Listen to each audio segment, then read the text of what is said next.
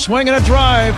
Right field and deep. Back goes Aquino. It's got a chance. Gone.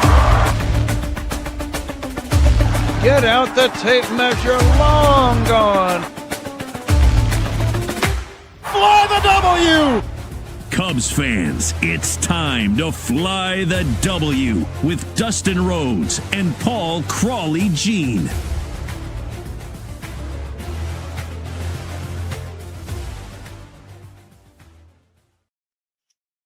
This is the Fly the W podcast, episode 359. And Crawley, the Cubs, they are kings of the comeback. Wow, what a unbelievable 4 days at the Federal Landmark. I know you're not a big fan of the 4-game series, nor am I. But when you sweep the 4-game series and you do it the way they do, I guess we will be able to enjoy it. More on that in a minute. Of course, we are part of the Blue Wire Network. And don't forget to listen, download, subscribe, most importantly, review the podcast. Follow on all the socials. I'm at Mully and Haw on X. You can follow me at Crawley's Cubs on X, Blue Sky, and TikTok, and Crawley's Clubhouse on Facebook, Instagram, YouTube, and Threads. You can email us, crawleysclubhouse@gmail.com. And, you know, Dustin, before the game today, I said, hey, Cubs, can you just have a blowout just so I can get the blood pressure down? And they kind of obliged, but even at the end, it still felt a little bit dicey. But somehow, some way, these Cubs keep finding a way to win. Keep finding a way to win. There, I mean, all sorts of things to go over. And Crawley, with the win and with the sweep, they are now tied with the Yankees and the Braves for the best record, not just in the National League, but all of baseball. And now they're going to pack their bags, get on air Ricketts, and they're going to head south to Texas. And that will be a decent series. There's no doubt about that. You want to review the predictions from last time we got together? You know, we will, Dustin. Here we go. Some predictions. We got 4 games. I'll go first this time, Crawley. I like where the Cubs are at. They're playing really good baseball right now. I want to say 3 out of 4. Your pitching, previews have me a little bit nervous. I'm going to say 3 of 4, but I wouldn't be shocked if it's 2 out of 2. They're not going to sweep them. They're not going to sweep the Reds. They're not. So they could be, 2 or 3 games up when we get back together on Thursday early evening to wrap this one up. So my prediction will be 3 out of 4, but I'm leaning 2 for 2. I'm going 3 out of 4, and I'm going to tell you. You're going 3 out of 4 as well. Okay. I feel like that the Reds are struggling. The Cubs are hot. The Cubs are on a heater. I'm going to tell you, I think game 4, Shota Imanaga versus Rhett Lauer, I think that easily goes to the Cubs. Game number 2, I feel like Andrew Abbott's scuffling. I think that Jameson, I think you're going to see Matt Shaw in. I think you're going to see Alex Bregman sitting in that one. I don't know if PCA is going to be in that one, but I see Tyone has been pitching better as of late, and Abbott's been struggling. That's game 2, I think. The one that I'm iffy about is Cabrera versus Chase Petty, because I always get nervous when they call these kids up that no one's ever seen. Yeah. But I'm going to say that's going to be win number 3, but that one has me nervous, and I have the Cubs losing game 3. I have Colin Ray losing to Brady Singer. Yeah, pretty we were both good, 3 out Crowley. of 4. Not bad. Pretty good. Yeah, I did not think you'd sweep. I mean, sweeping a 4-game series is very rare. And now we're about to get into how, in fact, they swept a 3-game series. So, Crowley, let's start with game number 1. Edward Cabrera, Chase Petty. Crowley's keys to this one, and key number 1 was? Bottom of the order Blues. I was worried about the Cubs facing off against Chase Petty. You heard it in my predictions. He got his first start in the bigs this season as he was called up from AAA, Reds number 7 prospect. And he really seemed to have the Cubs number, especially the bottom of the order. Through the first 8 innings, the bottom of the order, Bush, Kelly, PCA, Dansby were a combined 0 for 12 with 2 walks. The worst of it for me came down in the bottom of the 8th, Cubs down 1 run. Moises Ballesteros walks. Graham Ashcraft gets the next 2 outs, but then walked the next 2 batters to load the bases for Carson Kelly. But Kelly struck out on 3 straight pitches. Dustin was like, boom, boom, boom. I'm at this game, right? So I get there early. I'm running to get there early because they move the start up, 6:05. Get there early. There's a weather, right? Weather's in the area, right? Mm-hmm. Weather's in the area. And here we go. I run in. I've got grabbing myself a brewski, ready get there. I'm literally puffing and puffing, 6:05 first pitch, and then they bang it all the way to 7:50. And so, it was Now you got just a plenty of wild one. time to bang some beers. Now, I got to tell you, key number 2 are walks and home runs. The wind was howling out a lot worse before the rain delay. They didn't have the flags, the flags that show like who's in first, second, third in each of the divisions. Mm-hmm. Yep. When the winds were really bad, they pulled those down and they pulled the retired jersey ones down. And it was really bad, but it wasn't as bad. It was still blowing out a little bit. Top of the third, JJ Bleday hits a solo home run to put the Reds up 1-0. Then in the top of the fourth, Will Benson, the number 8 hitter, batting 192, walks on 5 pitches. The next batter, Ke'Bryan Hayes, whose average is 126, hits a wind-aided home run that bounces in and out of the basket to extend the Reds' lead to 3-0. We've said it over and over again. If the wind is blowing out, you can't give up those walks. It turns solo home runs into crooked numbers. And when if a guy's not hitting 200, then just put it right in the middle. Let's see what he can do. But just frustrating. Youngster Chase Petty will learn that lesson as well, because in the bottom of the fourth, Petty's going to walk the first 2 batters, Dustin, and then Seiya Suzuki crushes one 455 feet to tie the game at 3 for Seiya. That was his 6th home run of the year. But Dustin, take a look a little bit here at what, when you look at what Seiya Suzuki had with that home run, it was just so crushed right here. This is the list of the longest home runs this season. He's on it. He's on it with Shea Langoliers from the A's, has 467. Former Cub Cam Smith, 462. Schwarber's in there. Jordan Walker of the Cardinals, 459. Aaron Judge, 856. And then Seiya Suzuki at 456. And Seiya Suzuki at 455. And when you take a look at the longest home runs at Wrigley since the start of 2022, this is from Sarah Langs. Both Seiya Suzuki, 459 feet on August 1st, 24. And then on Monday night, 455. But Dustin, that one was crushed. No, and again, if he doesn't walk, never a doubt. If he doesn't walk the 2 batters, it's a 3-1 lead. You can't do it. So there would be one more home run in the game. We'll talk about that in a minute. But there were 9 runs scored between the 2 teams. 7 of those runs came via the long ball, and 3 of the other runs on those homers came via walks.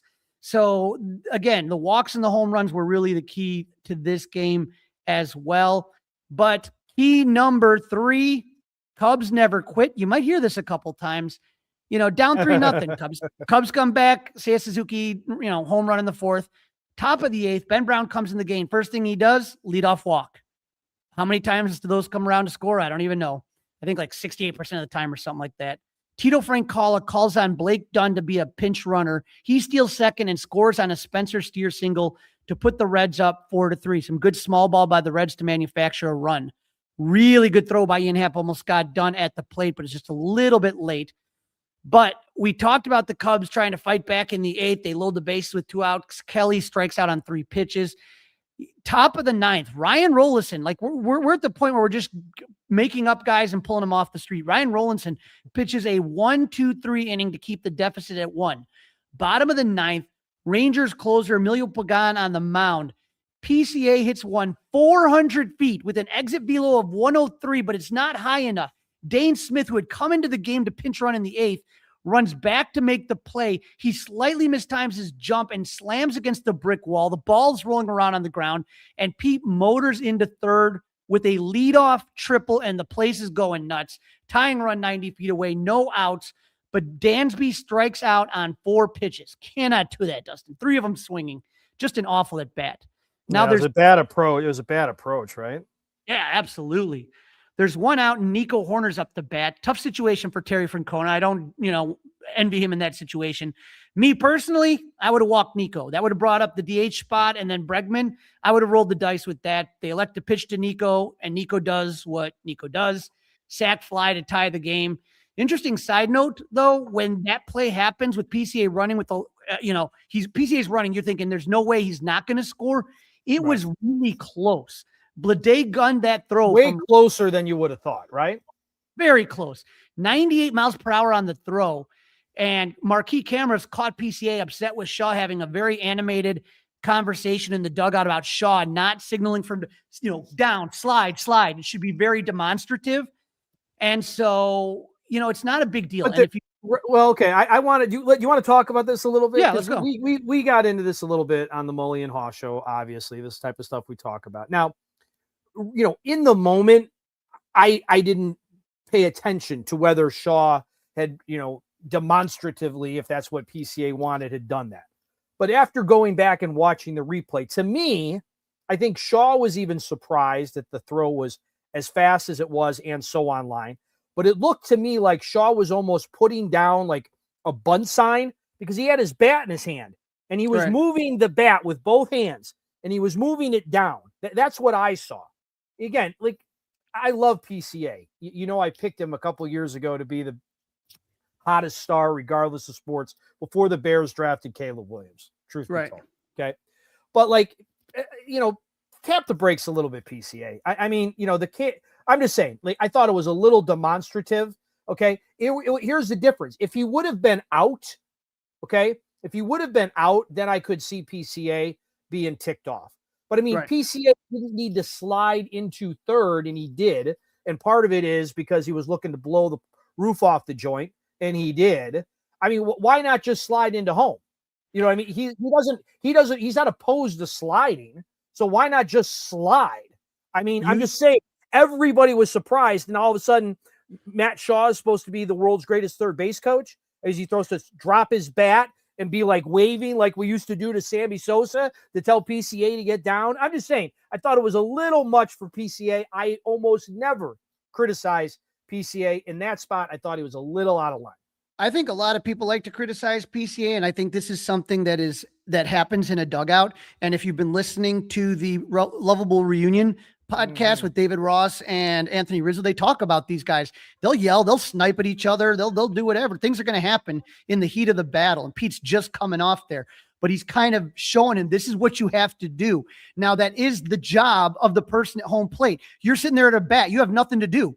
You're watching the play in front of you. Pete's watching his teammate to see what he's supposed to do. Just like when he slid into third, he watches his teammate there, or his coach. But that's what you're supposed to do. And it didn't cost him this time, but you make sure you let him know real well so he doesn't make that mistake again. Because if all of a sudden he was tagged out, you would have been pissed off at Matt Shaw.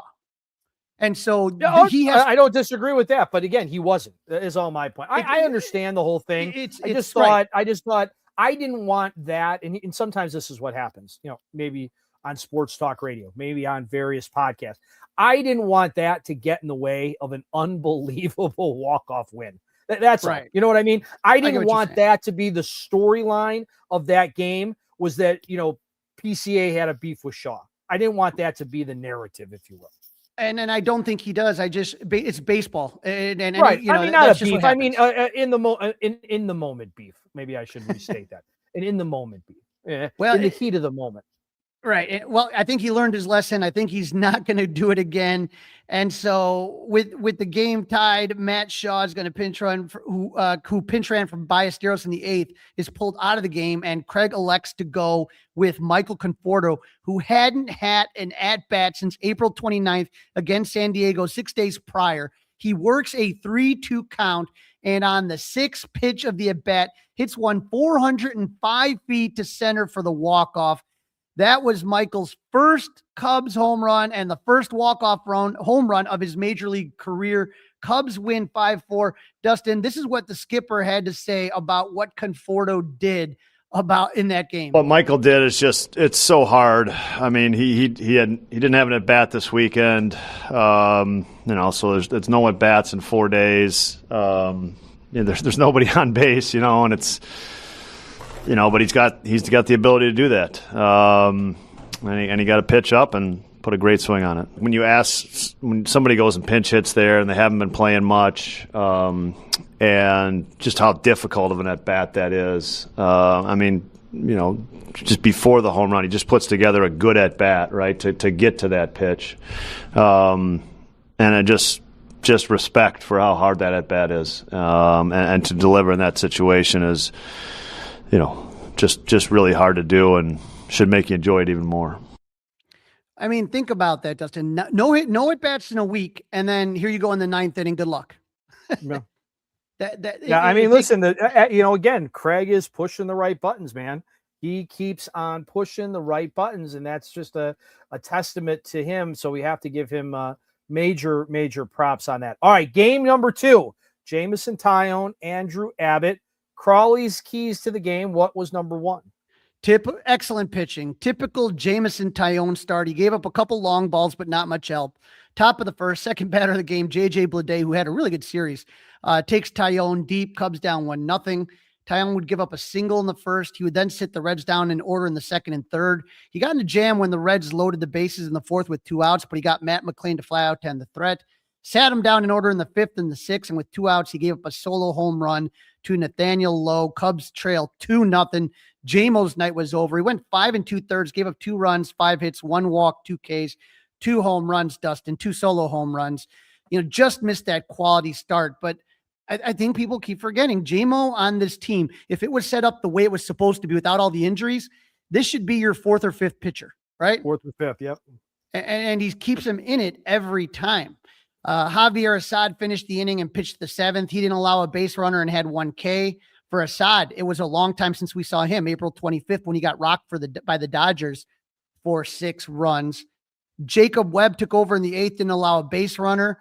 And so Tyone, Assad, and Webb kept the Cubs in it to set up another dramatic finish. But Dustin, when we take a look at key number 2 to this game, again, I'm going to defer to the manager, Craig Counsell, who kind of put it perfectly. We created a lot of opportunities as the game went on, 4th, 5th, 6th, I think 7th and 9th. I think we created like multiple runners on base and didn't necessarily get the big hit, but we pitched so well that we got the job done and were able to tie the game. And so and then it was just the pitching, man. We stayed in the game with the pitching. The pitching was incredible. The bullpen was incredible today, and got ourselves another win. So for the second night in a row, the offense didn't get much done in the first 7 innings, even though they had plenty of scoring opportunities against Andrew Abbott and the Reds' pen. Bottom of the 4th, Cubs got the first 2 base runners on, Nico and Bregman, but they left them stranded. Bottom of the 5th, Cubs at first and second, 1 out, leave them stranded. Bottom of the 6th, Cubs get a 2-out rally, load the bases. Moises Ballesteros grounds out. Cubs finally break through in the bottom of the 7th, 1 out. PCA singles, steals second, Nico walks. Alex Bregman would hit an RBI single. Cubs trail 2-1. Run comes around to score.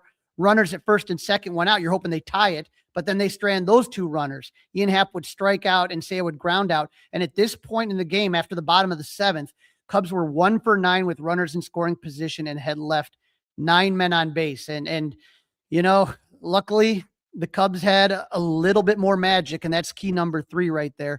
Let's go to the bottom of the 8th. Dansby Swanson lines out. Cubs down to their final outs.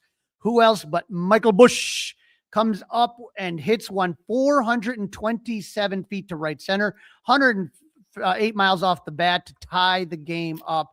And so here we go again. Top of the 9th, lights start flashing. Sounds of gasolina start pumping from the speakers. Daniel Palencia makes his first appearance since April 12th when he went on the IL.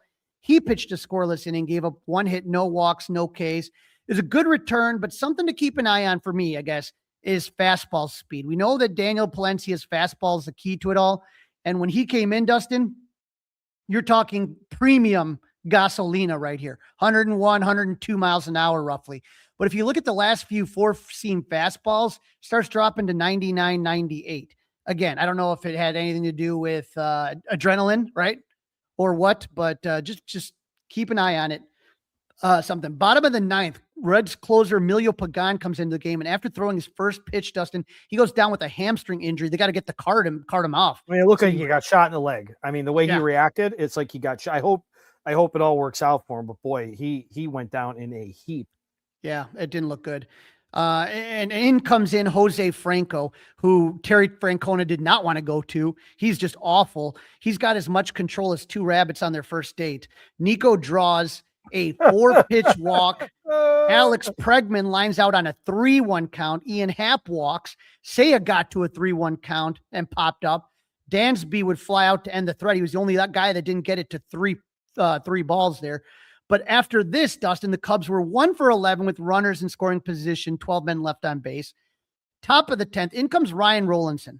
First round draft pick by the Rockies in 2019, bounced around throughout his career, claimed off waivers from the White Sox in January. The White Sox cut him. That's what the White Sox thought of him. And he had a 7.02 ERA with the White Sox last season. He's called up on April 14 with Matt McClain as the Manfred man at second. Rollinson strikes out the first two batter, walks Dane Myers before getting Ellie De La Cruz to ground out to end the inning without giving up a run.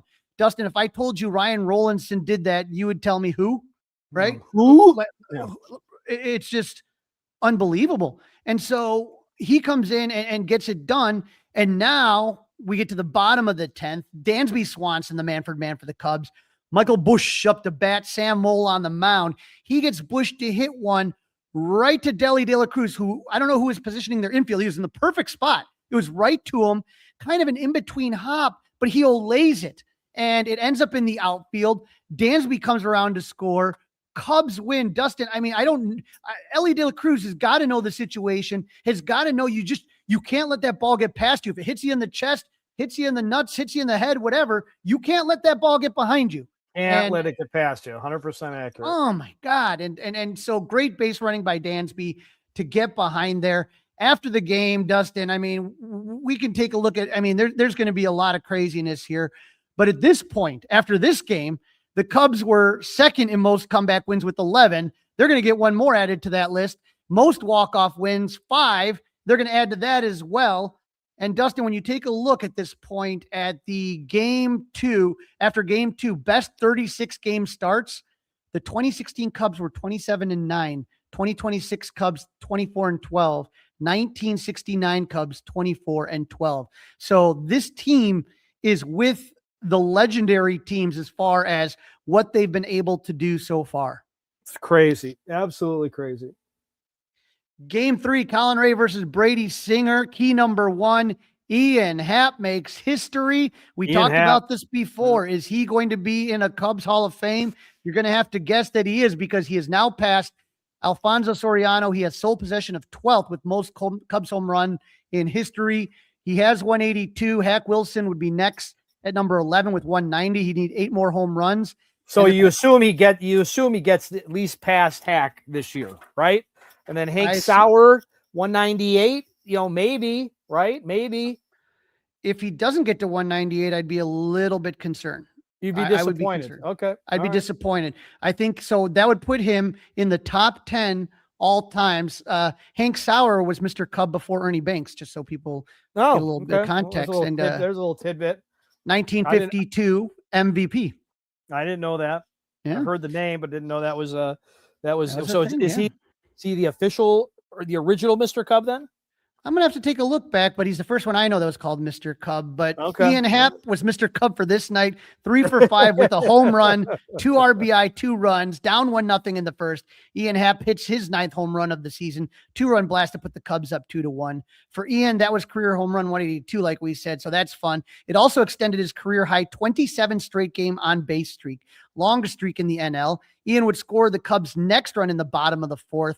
Happ would hit a leadoff single, and then he would score all the way from first on a Seiya Suzuki double down the left field line, bouncing around in the corner. Seiya would come around and score on a Carson Kelly double play. No RBI on that to put the Cubs up 4-1. Ian Happ would also single in the 6th. So just such a great game. How about this? He's reached all safely in 21 of his home games this season. I mean, just ridiculous. Yeah, I mean, it's it is unbelievable what he's doing. Key number 2, the bullpen held until it didn't. Colin Ray had his usual lunch pail type game, nothing flashy, but that kept the Cubs in it. He gave up an unearned run in the 1st, and that was on him on a throw, and a solo home run in the 5th. Went 5 1/3, gave up 2 runs on 6 hits, 3 walks, 5 Ks. And Dustin, are a couple of these bullpen arms turning a corner? And this is why it's a key here. Jacob Webb, who I was down on, had a 6.23 ERA in April, has made 3 straight appearances in May without giving up a run. In fact, in his last 3 appearances, 4 2/3 inning, hasn't given up a hit and only 1 walk. How about that? And your guy, Phil Maton, after giving up 2 runs in each of his 3 appearances in April and going on the IL, he hasn't given up a run in 4 appearances in May. 3 1/3 innings, no run. He did have 1 bad outing on May 3rd when he was a little bit wild, but other than that, the other 3 in May, he hasn't given up a base runner. Unfortunately with Daniel Palencia up on Monday and pitching the night before, he wasn't available out of the pen. But if you can get Maton and you can get Jacob Webb where you think you need them, that would be huge for the Cubs right now. Yeah, it'd be big, no doubt. So basically, Craig was not going to have Palencia go back to back, especially because he's warming up on Monday. Yeah. Corbin Martin comes in to save the game, and Martin has had the flip numbers of Maton and Webb. He had 4 scoreless appearances when he got called up on April 19th, and he had a save against the Dodgers, but has given up runs in his last 3 appearances. He comes into the game and gives up a home run and 2 singles before getting the hook. Hobie Milner comes in. Matt McClain is looking to advance the runners with a bunt. Ball comes back to Milner, who tries to throw to the lead runner at third, double clutches, and the ball and the runner beats the throw. Everyone's safe, bases loaded, no out, tying run 90 feet away. Milner would strike out Dane Myers for the first out. J.J. Bleday would single to tie up the game and keep the line moving. Ellie De La Cruz crushes one to right. Seiya sprints back to the wall. He catches it, but as he catches it, he loses his balance and falls backwards. He throws the ball from the ground to PCA, who throws it home. But 2 runs, not 1, 2 runs score on the sac fly, and the Cubs are now down 6-4 in the ninth. I don't think I've ever seen that, Crowley. I've never seen 2 runs score on a sac fly. I can't remember ever seeing it. I know it. I'm sure it's happened before. Never seen it personally. I'm trying to remember, and I can't think of one in my head, but I will tell you that was a 4-run innings for the Reds, and you're thinking to yourself, yep, sooner or later this magic was going to run out, right? Yeah. Key number 3, a new hero every night. After blowing the lead, how does the Cubs respond? Grant Ashcraft comes into the game. He's been pitching great. He strikes out Michael Busch. It was a real close call challenge there. But Carson singles, and up comes PCA. Crowd is chanting his name. He drills a 2-run homer to left center to tie the game. Dustin, a 2-run homer to tie the game. This is the 3rd time the Cubs have come back against the Reds. Listen to what Craig Counsell had to say. He's talking to his bench coach, Ryan Flaherty, here when PCA's up. I mean, I told Flash before the at-bat, like, you just don't know what's going to happen when Pete comes up, like it's just, it's not supposed to happen, but then it happens, and that's kind of Pete, so, I can't explain a lot of his at-bats personally. So here's the thing, Dustin. PCA, that home run that he hit, was 1.45 feet above the ground when it crossed home plate. It was his 6th career home run on the pitch, 1.5 feet higher or below, tied for most in MLB since he entered the league in 2023. So this is a pitch. It wasn't a bad pitch. It was a great pitch by Ashcraft. And PCA he went down and got it. Right. He golfed it out of there. Right. I mean, just unbelievable. Free baseball. Hobie Milner still on the mound. The speedy Brian Hayes is the Manfred man. Milner walks the first batter he faces. Runners at first and second. No out. In comes Trent Thornton. And you say, who? Trent Thornton was called up that day. Hadn't pitched since July 31 last season when he ruptured his Achilles. He gets Spencer Steer to ground into a double play and Will Benson to ground out. No runs, no hits. It only took him 6 pitches. Bottom of the 10th, Nico Horner at second. Miguel Amaya lays down a sac bunt to move the runner to third. How about that? I mean, how about that? He calls on Miguel Amaya to lay down the sac bunt and he gets the job done. Unbelievable. And again, you don't see that a lot. He's just, like you said, pressing the right buttons. Alex Bregman is intentionally walked. Ian Happ strikes out. And then Terry Francona calls for the intentional walk of Seiya Suzuki so he can get the lefty on lefty matchup with Michael Busch. That's a risk. I understand it. 100% of what he's trying to do there. And Bush's numbers against lefties aren't great. But again, if all of a sudden, here's what happens. He works the count to 3-0, then 3-1, there's nowhere to put him, right? So you're either going to have to give him a cookie or you're going to have to hope he swings at something that's out of the strike zone. Wasn't even really a close pitch. Walk off walk. 3 walk-off wins in a row, Dustin. Yeah, walk-off walk. I mean, when do you see a walk-off walk? Not that often, right? You don't see a walk-off walk that often either. Right. So it's pretty amazing, and you're scratching your head. When is the magic going to run out? And that moves us to the 4th game. Before we get there really quick, I got a Chris Tomka for you just because I know you love this. He is the first Cub with walk-off plate appearances in consecutive games since Starlin Castro. both singles, June 13th, 14th, 2015 versus the Reds. Yeah, Starlin Castro, yeah. This is the first time that the Cubs walked off in 3 consecutive games since June 18th, 20th, 2009. And then I know it's going back to Lou Piniella days, right? Yeah. Lou Piniella, yeah. And then Sarah Langs, who we both like. The Cubs are the first team with 3 straight walk-off wins since the Marlins in June 2024. Last time the Cubs did it, like we said, was those Lou Piniella games. That takes us, Dustin, into this afternoon. This afternoon's game just wrapped up. We got Shota Imanaga. I saw one of your tweets from earlier. You were like, "Oh no, the Wrigley Winds" on Twitter. You were worried about the direction of the wind with Shota on the mound. And it was bizarre, Dustin, because the wind shifted a couple times in the game, like within the game, like completely shifted. They had to go like make sure the pitcher knew, like, hey, oh, by the way, things aren't going the same way they were when we started this thing. And anyone that, like you said, if you follow me on Twitter, I'm like, the Wrigley Winds is a great follow, and they keep you up to date during the game, what's going on. But Shota Imanaga, to me, Dustin, I mean, just unbelievable quality starts. Wind was blowing out for most of the time he was there. How about 6-inning pitch, 6 hits, 1 run, 1 of them earned, 3 walks. He started to run out of gas in the 6th inning.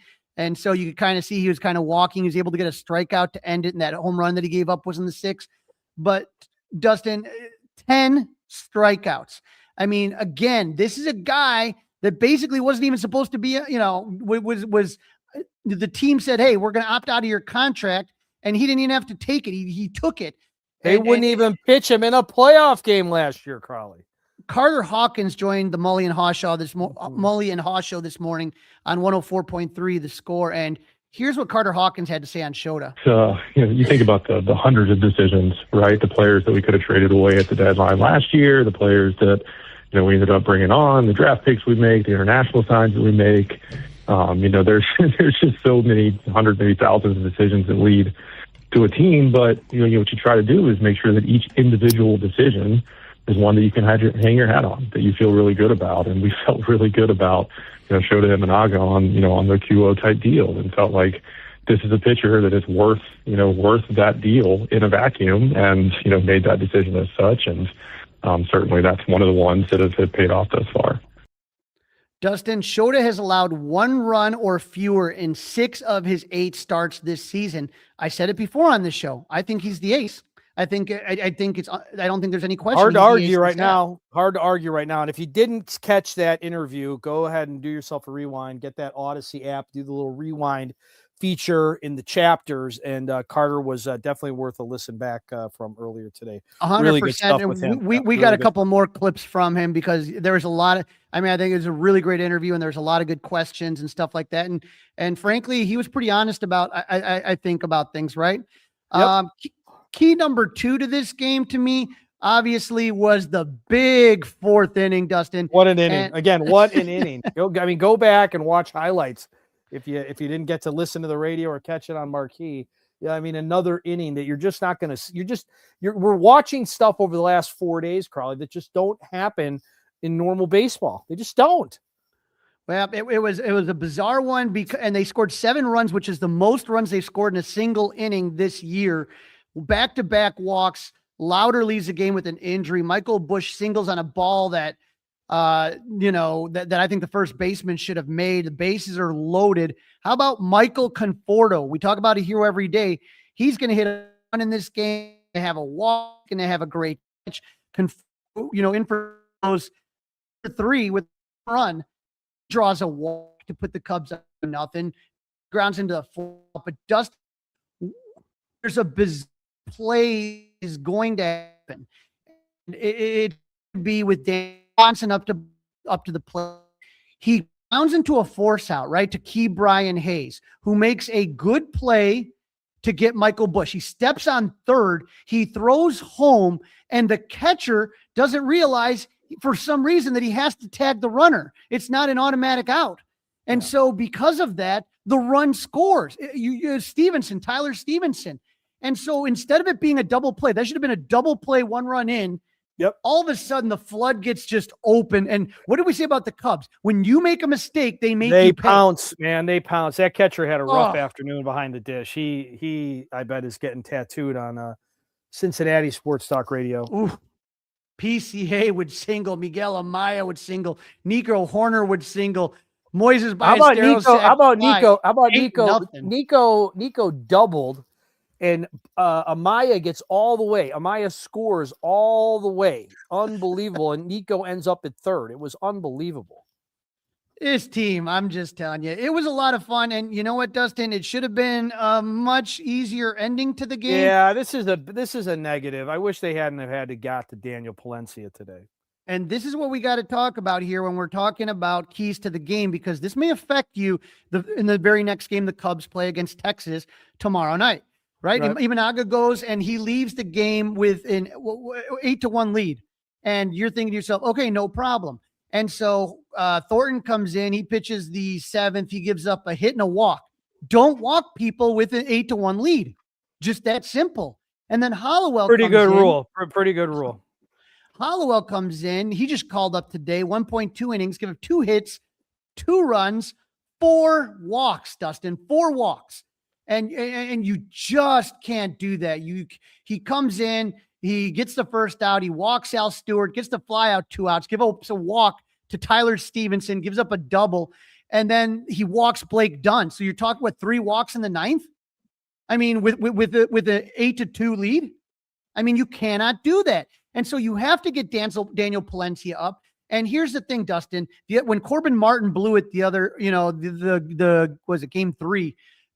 Everyone's getting all mad, game 2 or game 3, whatever. They're getting all mad, but here's the problem. And you can find this on all sorts of different sites. Every day I have to check and see the usage of these bullpen arms, and you have to be careful. So you had to be careful with Brown and Assad, because now you have Matthew Boyd. We're going to talk about him in segment 3, injured.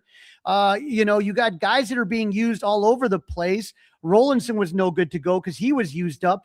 Who can you use? And you have to be careful. But now I don't know if they're going to feel comfortable in a close game with Daniel Palencia coming in the game on Friday night. Back-to-back contests, right? So because you couldn't hold an 8-1 lead. Hold it. Right, you couldn't hold it. He probably now can't throw on Friday.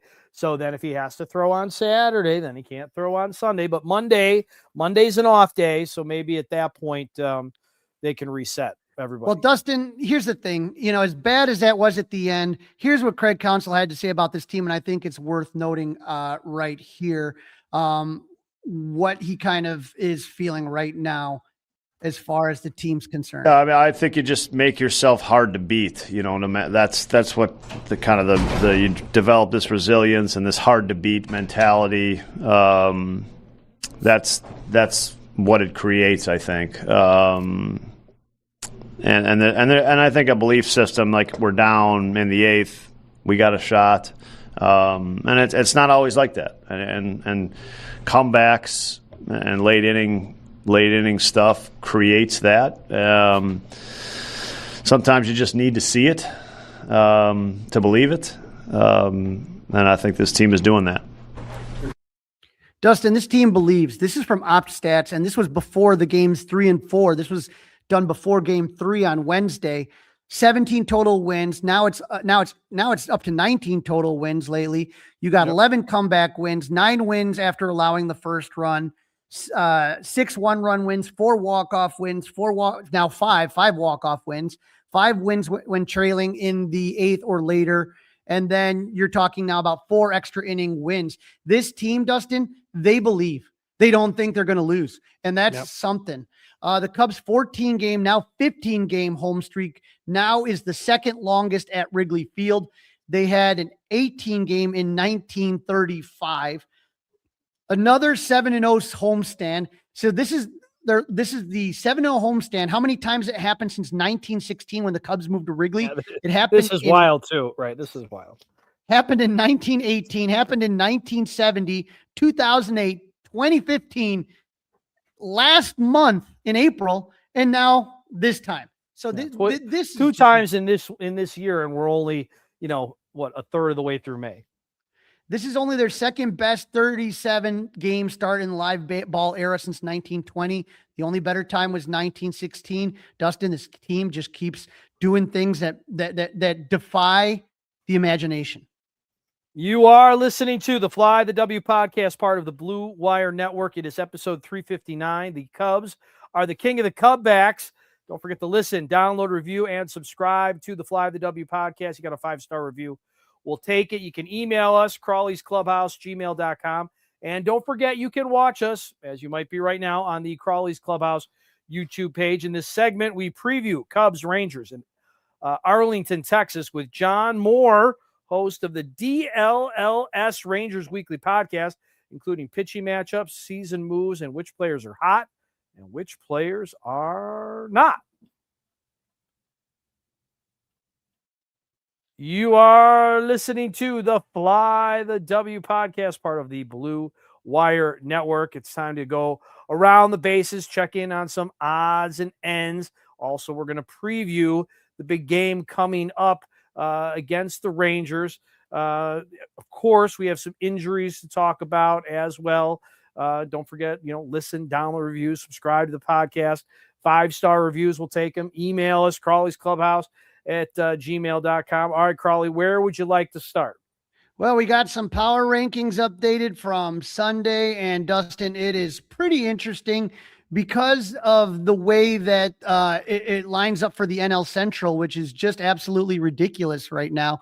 You have every team in the NL Central in the top 10 of MLB's power rankings. How about this? You have the Pirates at 10. They dropped from 7. They've kind of hit a little bit of a cold streak right now. The Cardinals are now, they swept the Pirates and they took 2 out of 3 against the Dodgers. They're number 9. 8 is the Brewers. 7 is the Reds. 6 is the Rays. They're having an unbelievable season. 5 is the Padres. Number 4, still the Cubs. The Dodgers dropped from number 1 to number 3. That's Yankees, pretty wild. That's pretty wild, right?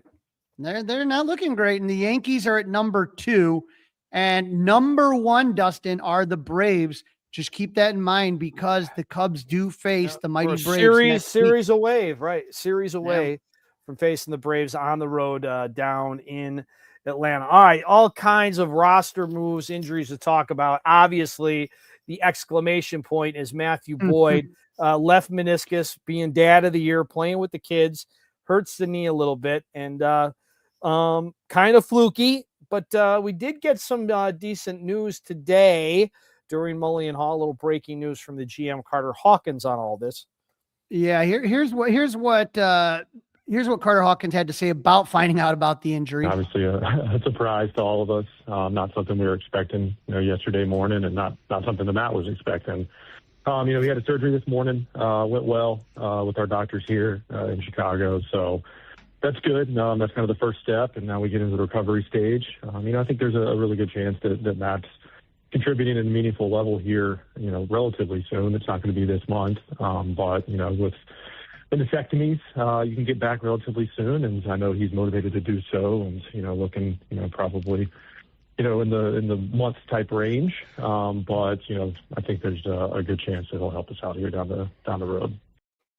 All right. So you're obviously David Haw is going to follow up on that because, the first thing he said was a month, but, he wasn't very clear. He gets more clear here. Carter, just to follow up on the Matthew Boyd surgery this morning, if you will, you said 4 weeks was the estimate. Does that suggest then, was it a trimming opposed to, it was not a full repair, right? It's not correct. Yeah, but it's not 4 weeks. That would be way quicker. I'm thinking it's more than a month for sure. And then we'll, kind of figure it out from there. But it was not a full repair. It was more of a trimming. So we're optimistic on a quicker timeline. All right. So again, it's probably going to be 4 weeks, but he's not going to be throwing baseballs. You know what I mean? He's going to need to ramp back up. He's going to ramp back up to there. So 6 to 8, right? 6 to 8 probably makes more sense. But the tricky thing here now, he's going to now, contribute, right? He's going to contribute before this year is over. That's the good news. That's it's not. Really it could have been news. season ending. It could have been season ending. Could have been way worse. Could have been way worse. I was definitely I'm not going to lie. I was definitely nervous about that. We have a couple other updates, but again, with the Boyd, I mean, that's just a huge blow because now you got to take either Assad or Brown, probably Assad. Now you got to take him out of the bullpen. I mean, it's just unbelievable. And that's why you're hoping some of these other guys get healthy quick. One of them being Caleb Thielbar. He had a bullpen session on May 5th that went well a couple days ago. He's got another one more high intensity planned for May 8th. So good news on Caleb Thielbar. Hunter Harvey has resumed a throwing program. Light mound workout on May 5th, a bullpen session planned on May 8th.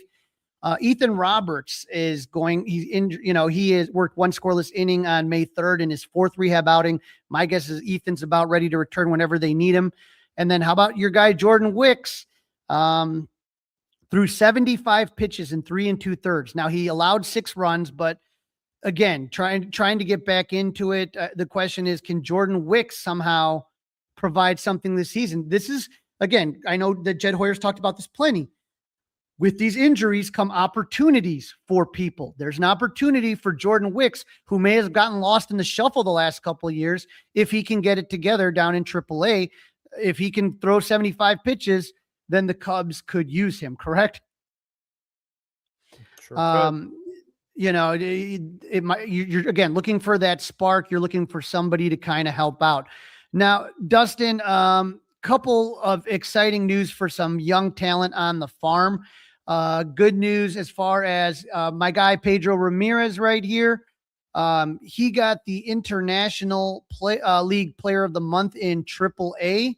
So good news. And Brooks Capel, pitcher in High A with South Bend, got the Pitcher of the Month down in for High A. So here's the thing about Pedro Ramirez, I think that people have to be, thinking about.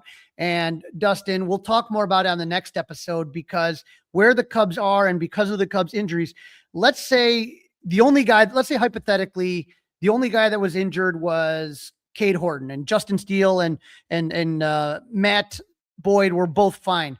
I think the Cubs are still a legit number 1 or 2 starters short, even if those guys were there. The Cubs need an ace, and it's going to be painful and it's going to cost you. And you have to see where you are at the trade deadline. But Pedro Ramirez is an exciting young talent who's ready to break through to the major leagues. I think he's going to be one of the top trade chips the Cubs have to offer, because he's an infielder, Dustin. Where's he going to play? Yep. So he's not totally playing blocked, right?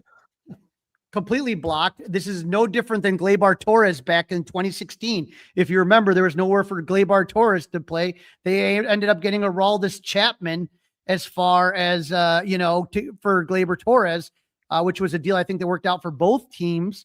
But definitely, to me, Dustin, something to kind of keep an eye on. The other thing that I thought was interesting as far as injury news is, and our friend Chicago Johnny was asking right here, any update on Jackson Wiggins? And we did have one on the Mullion Haw. Again, if you haven't listened, go to the Odyssey app, give it a listen. But this is where we are right now on Jackson Wiggins. I'm not too sure what to make of this. Yeah, his rehab's been positive. I think he's got a live BP this weekend. So, we're getting closer to getting him back in games. Obviously, he's got electric stuff. He's the type of guy that, looks like a major league pitcher. We just got to get the consistency of performance once he's healthy, and then obviously the consistency of health. So he's definitely a guy that's on the radar, but not somebody that we're writing in ink. And I think our step 1 here is just get him healthy. And then step 2 is figure out if he can help us. But, hopefully that'll be a good problem to have if we have to figure out a way to get him into our rotation or our bullpen at some point down the line. All right, so he's getting ready to throw, but I don't think he's good. Well, like he here. said, though, good problem to have, right? Good problem to have potentially. So, okay. Yeah. Hey, MLB viewership. I thought this was interesting. Your guy, John Heyman. Did you see this right here? I did. I think this is important. Viewership for national exclusive MLB games through the first weekend of May is 2.28 million, a 44% increase over last year, and the best start in 9 years. Well, Dustin, I have something to say about this also. Yes. Right? Like, this is with NBC, regular old in Chicago, Channel 5. I don't think they've shown a Sunday night game of the week yet. They've all been Peacock only because of the NBA playoffs. So when we get past that, I think that number is going to increase even higher, because I think you'd get more numbers on NBC, and I'm assuming, I think that it'll be on both Peacock and NBC when we get to that stage. It won't be exclusive to NBC5 in our area, but I think it'll be on both, and that should only make those numbers go up, up, up, up, up. I just think the important thing, and I'm trying to stay in the moment, because Dustin, runs like this don't happen forever in baseball. They're rare. Right. And I'm trying to enjoy this as much as I can. But when I see something like that with Heyman showing the numbers and seeing how much I think people have enjoyed the product of the game since the rule changes, and I think ABS has been another boon to this. I think it's another fun thing for viewers and makes the product better. We know about the pitch clock. We talked about the bases, the stolen bases, all that stuff. I think there's so much going for baseball right now. I'm just praying that they just figure this out before the next CBA is over. If they even lose one game, to me, it's going to be disappointing. I really hope. I just want a normal off season. I want a lot of. I want baseball to continue to grow and thrive. And I don't know if it'll ever be how it was when you and I were kids, but I really would love to see them try to figure stuff out. But Dustin, we have some predictions to make, and we have 3 different start times this weekend. Yeah, so a little bit different than the typical, right? 7:05 Friday night, 6:05 Saturday night, 1:35 Sunday afternoon, Mother's Day. So make sure you take care of all the moms in your life on Sunday. If you have to DVR the game, Crowley, it's okay. You can DVR the game. We won't podcast till Monday. There's a day off, so no podcasting on Mother's Day. I'm just letting everybody know right now. We might do something live on Monday. Crowley's not going to make me do it. All right, so TBD, but we're going to go with Assad here, right? We're going to assume that Assad is pitching in game number 1, Edward Cabrera, game number 2, Jamison Tyone, game number 3. I think the Cubs are finally going to lose, Crowley. I don't think they're going to sweep the Rangers.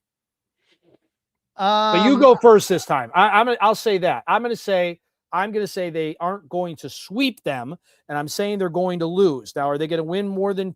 Are they going to win 2, or are they only going to win 1? Crowley, where are you at? I know you're not going. I know you're not going sweep. There's no way. I would tell you I'm close to sweep. Wow. Okay, so you're definitely. I'm on the fence. 2 out of 3. Sweep. You feel good on 2 out of 3. I think Assad and the Cubs beat Kumar Rocker in game 1, but the only thing that makes me nervous is the fact that they used Daniel Palencia today, which pisses me off still. But Cabrera, I think, should beat Jack Leiter. The Rangers have a losing record at home. And then I think the toughest one for me is going to be Jamison Tyone versus Jacob deGrom. So I think the Cubs win Friday and Saturday. I think they lose Sunday to deGrom. All right, I'll go 2 out of 3. You twisted my arm. We both got him 2 out of 3. I was kind of leaning 1 out of 3. They just had a hell of a streak. But let's see what those bats look like down in Texas, right? The deep in the heart of Texas. So that's a good thing. All right, Crowley, that's a wrap. Don't forget to listen, download, review, subscribe to the Fly the W podcast. Email us thoughts, questions, Crawley'sClubhouse@gmail.com. Watch us on the Crawley's Clubhouse YouTube channel. Happy Mother's Day to all the moms out there. Hey, everything's bigger in Texas. How about some big Cubs wins? How about some offense? Let's launch some balls in Arlington. Go Cubs!